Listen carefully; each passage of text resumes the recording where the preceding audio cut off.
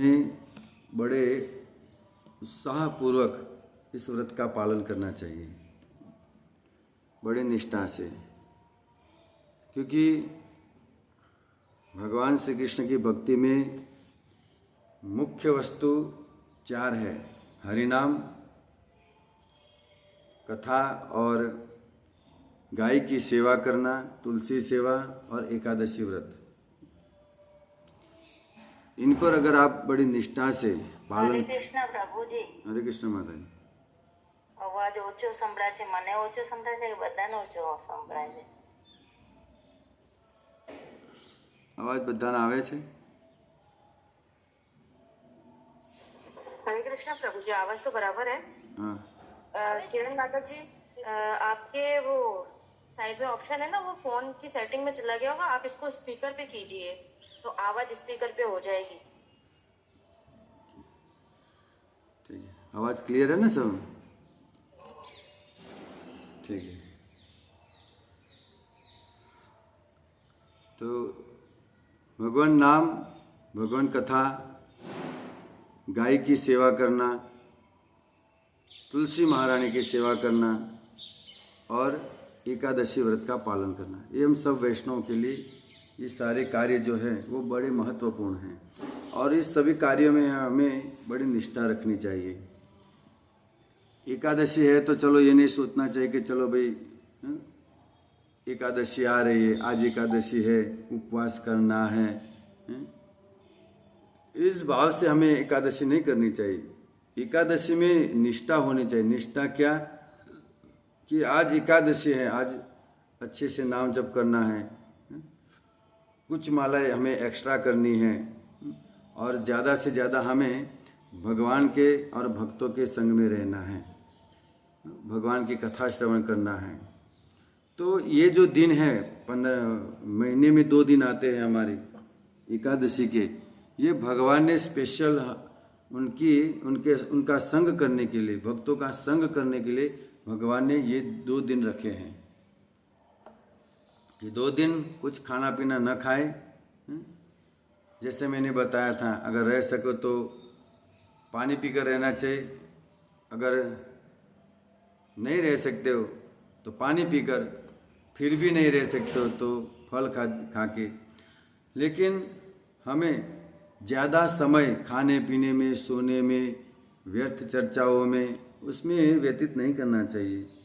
ये जो 2 दिन है महीने के, बड़े महत्वपूर्ण दिन हैं। इसमें भगवान का नाम जप करने से, भगवान की भक्ति करने से कई गुना फल हमें प्राप्त होता है।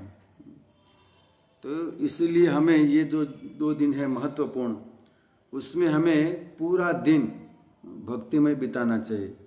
कृष्ण भावनामृत हमें ये दिन बिताने चाहिए। तो हमारे जीवन में जैसे कि एक व्यक्ति की 80 साल की आयु है तो उसमें कितनी एकादशी आती है?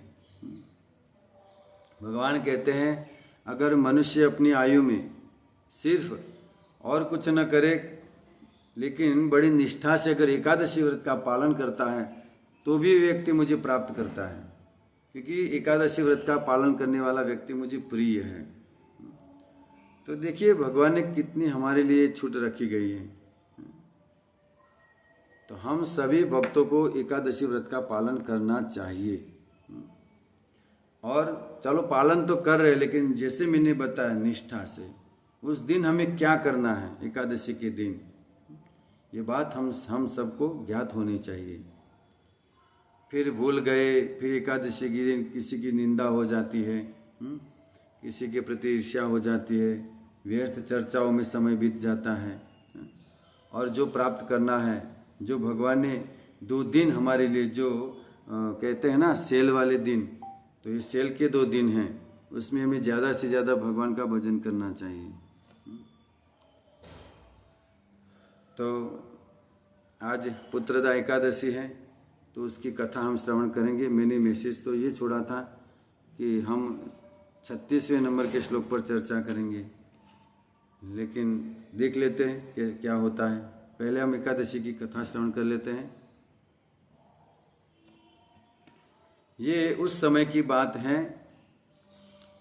जब द्वापर युग में, ये द्वापर युग की बात है, द्वापर युग में माहिष्मति नगर में महिजित नाम के एक राजा रहते थे।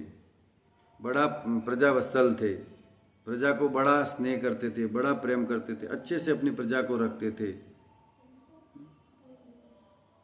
लेकिन हमारे जीवन में हम क्या है, मनुष्य है। राजा भी मनुष्य ही है। ऐसा नहीं सोचना चाहिए कि राजा है तो उसके जीवन में कोई दुख नहीं होगा, और ये दुख जो है साधारण मनुष्य के लिए है। नहीं, ये दुख राजा के लिए भी है और एक साधारण मनुष्य के लिए भी है। तो ये जो माहिष्मति जो राजा थे, उनको एक दुख था। किस बात का? तो कहते थे, अपनी गुजराती भाषा में कहिए छे कि शेर माटीनी खोट थी। शेर माटीनी खोट अर्थात पुत्र नहीं था उनको, निसंतान थे वो। तो जब उनको पुत्र नहीं था तो बड़े दुखी दुखी रहते थे। और अगर व्यक्ति के जीवन में कुछ दुख होता है तो वो प्रसन्न नहीं होता है, कार्य करता रहता है। ऐसा नहीं कि कार्य नहीं करेगा, कार्य करेगा, लेकिन मतलब जो उत्साह होना चाहिए, जो प्रसन्नता होनी चाहिए, वो नहीं रहती है। तो राजा प्रजा को बहुत स्नेह करते थे, अपने पुत्र की समान प्रजा का पालन पोषण करते थे। लेकिन राजा इस बात से दुखी थे और पूरी प्रजा भी दुखी थी। देखिए, ये पहले के जो जमाने में जो राजा लोग जब राज्य करते थे, राजाशाही जब था हमारा देश, तब पूरी प्रजा राजा निष्ठ थी। अगर राजा के जीवन में कुछ दुख है, कुछ कष्ट है, तो पूरी प्रजा व्रत करती थी, पूरी प्रजा व्रत का पालन करती थी। तो प्रजा भी दुखी थी। अब राजा कितना भी प्रसन्न करना चाहे, लेकिन राजा अगर खुद दुखी है तो प्रजा कैसे प्रसन्न हो सकती है? तो राजा बड़े दुखी रहते थे पुत्र न होने के कारण। तो कहते हैं उनके विषय में कि अगर उनके राज्य में किसी ने गुनाह किया है, कोई अपराध किया है, तो राजा बड़े न्यायी थे, सही न्याय करते थे राजा। कभी भी राजा ने अन्याय का आचरण नहीं किया था। तो ऐसे राजा जो होते हैं उनकी प्रजा बड़ी प्रसन्न रहती है, बड़ी सुखी रहती है। लेकिन क्या करे, पुत्र नहीं था तो बड़े दुखी रहते थे। एक दिन क्या हुआ कि लोमस ऋषि के उनको दर्शन हुए। इस माहिष्मति राजा को लोमस ऋषि के दर्शन हुए। अब लोमस ऋषि के बारे में मैंने बताया है, उनका नाम लोमस क्यों पड़ा है? उनकी जो आयु है वो बहुत बड़ी आयु है। कहते हैं जब ब्रह्मा जी का मृत्यु होता है, ब्रह्मा जी अपना शरीर छोड़ते हैं, तब लोमस ऋषि का एक रोमटा गिरता है, अपने शरीर से एक रोमटा गिरता है। अब ब्रह्मा जी की आयु कितनी है? तो कहते हैं ब्रह्मा जी का एक दिन 8 अरब 64 साल का होता है। कितना? 8 अरब 64 साल। इतनी बड़ी ब्रह्मा जी की एक दिन की आयु है। तो ब्रह्मा जी के 100 साल कितने सालों का होगा? कितने युग बीत जाते होंगे, कितने मनवंतर बीत जाते होंगे। इतनी बड़ी आयु है ब्रह्मा जी की। तब कहते हैं ब्रह्मा जी की जब मृत्यु होती है तब लोमस ऋषि के वक्षस्थल से एक रोमटा गिरता है। कितने साल जिएंगे लोमस ऋषि? तो बड़े दीर्घायु है लोमस ऋषि। तो राजा को उनके दर्शन हुए। तो राजा ने लोमस ऋषि से प्रार्थना किया कि मुझे संतान नहीं है, आप कुछ आशीर्वाद दीजिए।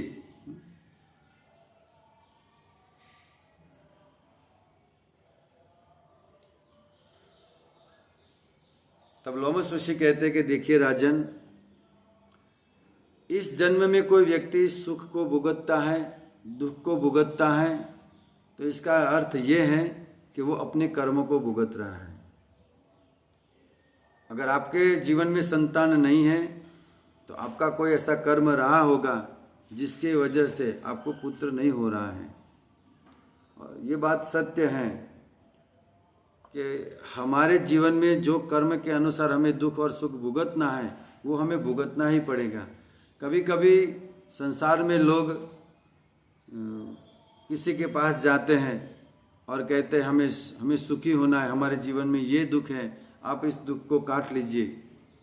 तो कोई धागा बांधते हैं, कोई कभी अपनी गुजराती भाषाમાં કહીએ કે ભુવા લોકો શું કરે છે, એમને સુખી કરવાનો પ્રયત્ન કરે છે। तो कुछ देवी शक्ति की वजह से अगर सुखी हो भी रहा है तो इसका अर्थ ये नहीं है कि उस देवी ने कुछ सुख दिया है। वो क्या करते हैं, हमारे जीवन में अच्छे कर्म भी होते हैं और बुरे कर्म भी होते हैं। देखिए ध्यान दीजिएगा, ये होता क्या है, जब हम किसी के पास जाते हैं तो हमारे जीवन में थोड़े दिन के लिए सुख आता है तो हम बड़े प्रसन्न हो जाते हैं कि भाई हम उस व्यक्ति के पास गए थे तो हम सुखी हो गए, और हम हजारों लोगों को बताते रहते हैं कि भाई वहाँ पर जाना सुखी हो जाओगे, वहाँ पर जाना सुखी हो जाओगे। लेकिन ऐसा नहीं है, उस व्यक्ति ने आपको सुखी नहीं किया है। होता क्या है कि हम सभी के जीवन में अच्छे और बुरे कर्म होते हैं। तो जब हम किसी व्यक्ति के पास जाते हैं, किसी देवी पूजक के पास, तो वो क्या करता है, आपके जो बुरे कर्म हैं उनको थोड़ा धकेल देता है, दूर कर देता है, और आपके जो अच्छे कर्म हैं उनको आगे ला देते हैं। ये देवी माँ की कृपा से ये होता होगा। हमारे बुरे कर्म को थोड़ा पीछे धकेल देते हैं और जो अच्छे कर्म हैं उनको आगे कर लेते हैं। तो अच्छे कर्म तो हमारे जो थोड़े बहुत हैं वो आगे आ जाएंगे तो हम क्या होंगे, सुखी हो जाएंगे। लेकिन जो बुरे कर्म हैं वो पीछे होते जाते हैं। फिर उस व्यक्ति के जीवन में क्या बचता है, हर बार जब जब दुख आता है वो उस व्यक्ति के जीवन में, तब वो ऐसे लोगों के पास जाता है, और ऐसे लोग जो होते हैं उनके दुखों को पीछे करते रहते हैं और अच्छे कर्मों को आगे करते रहते हैं। हम क्या सोचते हैं कि हम सुखी हो गए, अब हमारे जीवन में कोई दुख नहीं है, लेकिन हम गलती कर रहे हैं। हमारे अच्छे कर्म कटे जा रहे हैं। कोई नया कोई कर्म नहीं दे सकता हमारा, कोई हमें सुखी कर ही नहीं सकता है। ये सत्य बात है। कोई देवी देवता हमें सुखी नहीं कर सकते सिवाय भगवान के। भगवान हमें सुखी कर सकते हैं। तो हमारे जो कर्म हैं वो तो हमें भुगतने ही पड़ेंगे। तो होता क्या है कि अच्छे कर्म आगे जाते हैं और दुखे कर्म, जो पाप कर्म है, जो पीछे रहते हैं। फिर उस व्यक्ति के जीवन में क्या होता है, जब सारे अच्छे कर्म समाप्त हो जाते हैं, फिर एक दुख के बाद दूसरा दुख, दूसरे दुख के बाद तीसरा दुख, दुख के ऊपर दुख उसके ऊपर गिरता ही रहता है। फिर चाहे वो किसी भी व्यक्ति के पास क्यों न जाए, फिर वो सुखी नहीं हो पाएगा। फिर वो भी कहता है अब देखो, अब भगवान के ऊपर है, मुझसे जो होता था वो मैंने कर लिया। ऐसा भुआ लोग कहते हैं, देखो भाई मैंने तो विनती की थी माता से, लेकिन अब मैं क्या करूं। तो ये बात है। अब हमारे अच्छे कर्म बचे ही नहीं तो कैसे सुखी होंगे हम। ये तो क्या सुख क्यों आ रहा था, हमारे अच्छे कर्म हम काट रहे थे, उसको भुगत रहे थे, इसलिए हम सुखी थे। अब बचे खराब कर्म बचे, तो फिर क्या होगा, बाद का जो जीवन होता है पूरा दुखमय बीतता है। इसलिए मैं कहता हूं कि जब हमारे जीवन में दुख आता है तब हमें प्रसन्न होना चाहिए, क्योंकि हमारे बुरे कर्म कट रहे हैं। इस बात को लेकर हमें प्रसन्न रहना चाहिए। अगर सुख आ रहा है आपके जीवन में तो दुखी होना चाहिए, क्योंकि मेरे अच्छे कर्म कटे जा रहे हैं। तो हमें इस संसार में कोई भी ऐसा व्यक्ति नहीं है सिवाय भगवान को छोड़कर, साधु संतों को, जो भगवान के शुद्ध भक्त है। तो भगवान और भक्तों को छोड़कर इस संसार में कोई ऐसा तीसरा व्यक्ति नहीं है जो हमें सुखी कर पाए। किसी देवी देवता के वश में नहीं है कि वो किसी जीव को सुखी कर पाए। तो इस बात की गांठ लगा लीजिए आप, और भगवान की भक्ति में लग जाइए। सुख आ रहा है, दुख आ रहा है, उस पर ध्यान मत दीजिए, वो तो आता रहेगा और जाता रहेगा। लेकिन हमें क्या करना है, भगवान का भजन करना है। प्रभुपाद जी यही कहते थे कि मनुष्य को हमेशा भगवान का स्मरण चिंतन करना चाहिए, भगवान का नाम जप करना चाहिए, कथा श्रवण करनी चाहिए। अगर आप नाम जप करते रहोगे, कथा श्रवण करते रहोगे, तो आपके जीवन में जो भी दुख आ रहे हैं उसके सामने लड़ने की आपको ताकत मिल जाएगी। और आप ये बात भी समझ जाएंगे कि भाई दुख आ रहा है तो मेरे कर्मों का है, और बुरे कर्म कटे जा रहे हैं, इसके बाद अच्छे कर्म आने वाले हैं। तो इस पर ध्यान न देकर हमें भगवान की भक्ति में ध्यान देना है, तब जाकर हम सुखी होंगे। अच्छे कर्म और बुरे कर्म, दुख और सुख में अगर ध्यान देते रहेंगे तो और दुखी होते रहेंगे। तो हमें इन बातों पर ध्यान न देकर भगवान का भजन करना चाहिए। तो ये जो राजा थे उनके जीवन में पुत्र नहीं था, बड़े दुखी रहते थे।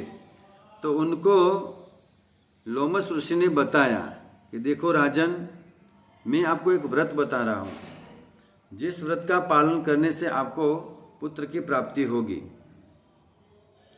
तो राजन ने कहा बताइए कौन सा वो व्रत है। तब मुनि श्रेष्ठ लोमस जी कहते हैं कि श्रावण मास शुद्ध एकादशी जो आती है, जिसका नाम है पुत्रदा एकादशी, आप उस व्रत का पालन कीजिए। कैसे? बड़ी निष्ठा से आपको इस व्रत का पालन करना है। और कुछ बातें बताई उनको कि देखो, आपको अब जो मैं बताने जा रहा हूँ उस पर गौर से ध्यान दीजिए। ये राजा को कहा लोमस ऋषि ने, आपको अब कभी भी हिंसा नहीं करनी है।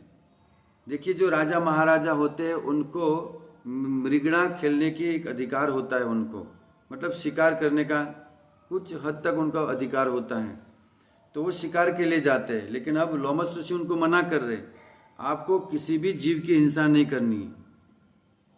ध्यान से सुनिए, कभी भी असत्य नहीं बोलना है, कभी भी किसी भी प्रजा में, आपकी जो प्रजा है उसमें एक भी व्यक्ति दुखी नहीं होना चाहिए। और अब जो मैं कहने जा रहा हूँ उसे ध्यान से सुनिए। पुत्र प्राप्ति के अलावा उसके बाद आपको कभी भी मैथुन भी नहीं करना है, ये लोमस ऋषि ने उनको बताया। तो राजा ने, जब मुनि श्रेष्ठ ने बताया ये सारी विधि, तो महाभिष राजा जो थे वो तैयार हो गए।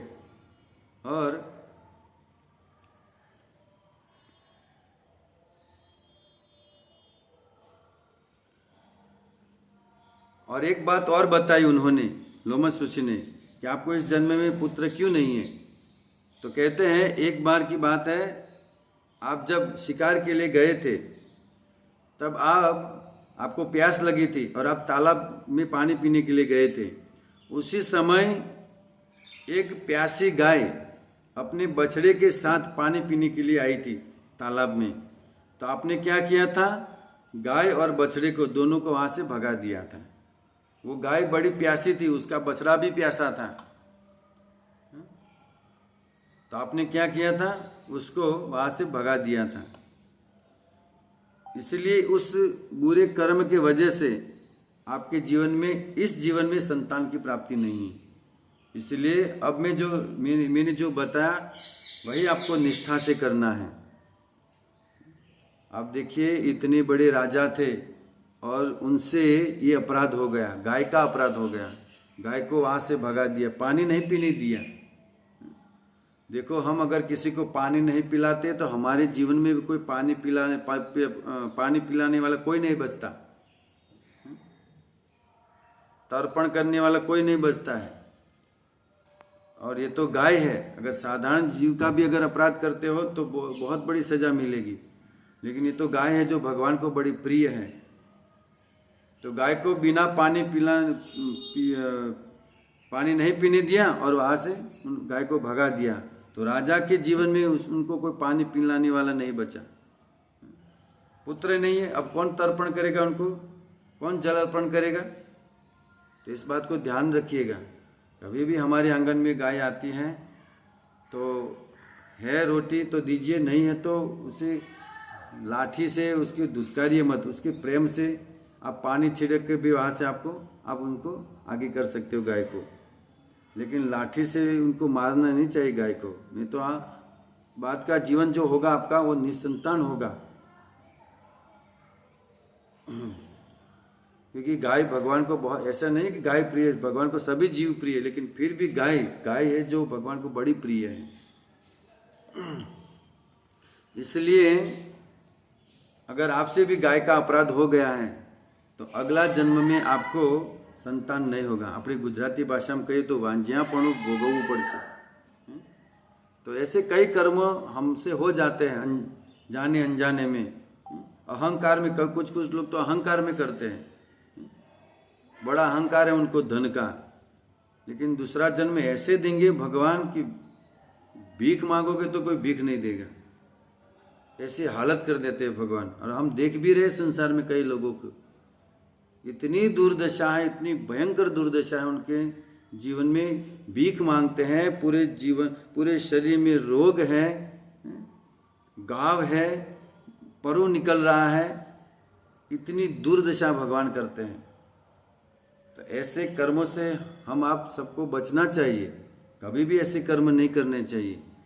कभी भी वैष्णव साधु संतों को, भक्तों को, गाय को, उनका अपराध कभी भी नहीं करना चाहिए, नहीं तो भगवान ये दुर्दशा करते हैं उस जीव की। तो लोमस ऋषि ने राजा को बताया कि आपको इस व्रत का पालन करना है, और जैसे लोमस ऋषि ने बताया ठीक उसी प्रकार से उस राजा ने उस पुत्रदा एकादशी व्रत का बड़ी निष्ठा से पालन किया। गायों को घास दिया, ब्राह्मणों को दान किया, और दूसरे दिन पारण समय में ब्रह्म भोजन करवाया, साधुओं का भोजन करवाया, वैष्णवों को भोजन करवाया। दूसरे दिन, उस दिन नहीं, उस दिन तो अन्न वर्जित होता है, तो दूसरे दिन द्वादशी के दिन सभी ब्राह्मणों को बुलाकर उन्होंने पारायण करवाया। उन्होंने कहा कि सभी ब्राह्मण मेरे घर पर पारायण करेंगे, एकादशी का पारायण। एकादशी का पारण होता है, उसका बहुत फल होता है, बहुत मतलब बोले तो बहुत फल होता है। अगर कोई वैष्णव साधु संत हमारे घर पर आकर एकादशी का पारण करता है ना, तो समझ लीजिए कि हमारा बेड़ा पार हो गया। तो इन महाराजा ने वही किया था, दूसरे दिन ब्राह्मणों को, वैष्णव साधु संतों को बुलाकर अपने घर पर उन एकादशी का पारण करवाया था। तो उन साधु संतों के फल स्वरूप, एकादशी के निष्ठा से फल स्वरूप, वैष्णव के आशीर्वाद के फल स्वरूप उनको एक पुत्र की प्राप्ति हुई। अगर हमारे जीवन में संतान नहीं लिखा है, लेकिन अगर साधु संतों की सेवा आपने किया, गाय की सेवा किया, तो समझ लीजिए पुत्र जीवन में नहीं होगा तो भी आपको संतान की प्राप्ति हो जाएगी। भगवान विवश हो जाते हैं पुत्र देने में, फिर भगवान ऐसा पुत्र देते हैं, भक्त पुत्र देते हैं, जिससे उन माता पिता का भी कल्याण हो जाए। जैसे कि प्रहलाद महाराज, ध्रुव महाराज, ऐसे भक्त हमारे घर पर जन्म लेता है। तो ये एकादशी व्रत की महिमा है, पुत्रदा एकादशी। तो आज एकादशी है, सभी भक्तों से निवेदन है ज़्यादा से ज़्यादा नाम का जप कीजिए, हरे कृष्ण महामंत्र का जप कीजिए, हरे कृष्णा कृष्णा कृष्णा हरे हरे, हरे राम राम राम हरे हरे। ज़्यादा से ज़्यादा माला कीजिए, भोजन में ध्यान कम दीजिए, पानी पीकर रहिए, या बिना पानी या नहीं रह सकते तो फल लीजिए, बस उससे आगे मत बढ़िए। फराळ न करता नहीं रह सकता हो तो वांधो नहीं, बाकी तो फराळ तो बटाका ने आ बधुं, आ રાજગરાન શીરો ને આ બધું તો બહુ અડમાલો છે। આ બધું તો આવું બધું ન લેવું જોઈએ, ફળ સુધી બરાબર છે, ફળ ઉપર રહેવું જોઈએ, ફળ અને दूध ઉપર રહેવું જોઈએ। तो सभी भक्तों से निवेदन, अगर कोई तकलीफ है, कोई बीमारी है, तो आप फराळ कर सकते हो, उसमें कोई दिक्कत नहीं है। लेकिन शरीर स्वस्थ है, लेकिन और फिर भी हम भोजन पे हमारी दृष्टि रहती है, भोजन में न रहकर, तो बड़ी दुख की बात है। तो आप सभी भक्त निष्ठा से एकादशी के व्रत का पालन कीजिए, ठीक है। हरे कृष्णा। कोई भक्त का कोई प्रश्न हो तो पूछ सकते हैं, कोई जिज्ञासा है तो। तब तक के लिए आप सभी भक्तों का अभिवादन करते हुए हरे कृष्णा कृष्ण